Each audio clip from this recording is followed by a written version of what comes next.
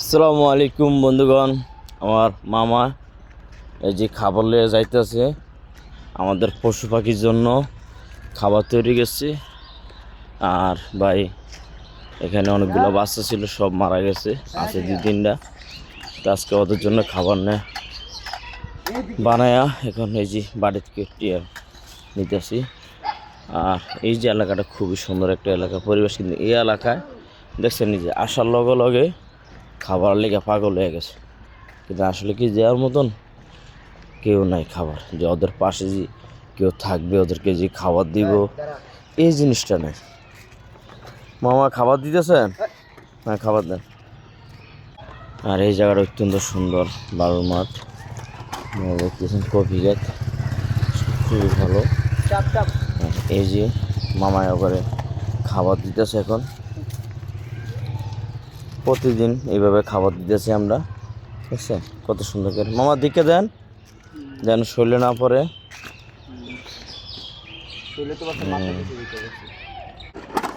এখানে দেওয়া শেষ। আচ্ছা, ওগুলো ওই জায়গা দেন।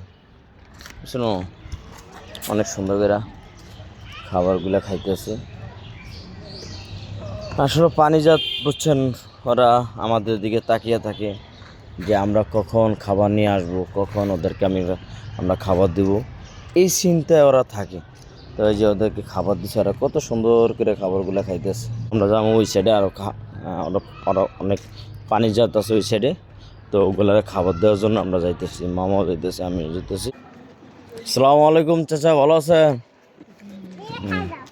এই যে খাবার দিতেছে, কি করতে দেখছেন, খাবারের লেগে অনেক প্যারাশন হয়ে গেছে।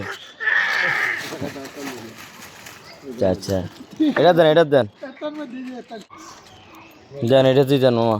খাও খাও খাও, তোমরা খাও খাও। আচ্ছা, ওই দেখছেন আমাদের হতো মানে, খাও।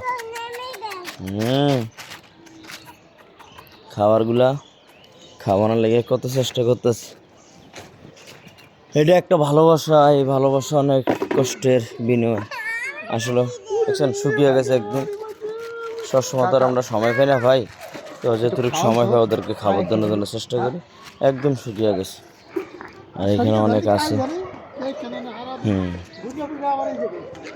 হ্যাঁ, অত্যন্ত সুন্দরভাবে। তো বন্ধুরা ভালো থাকবেন, আজকে মতো এখানে ব্লগটা রাখলাম। আল্লাহ হাফেজ।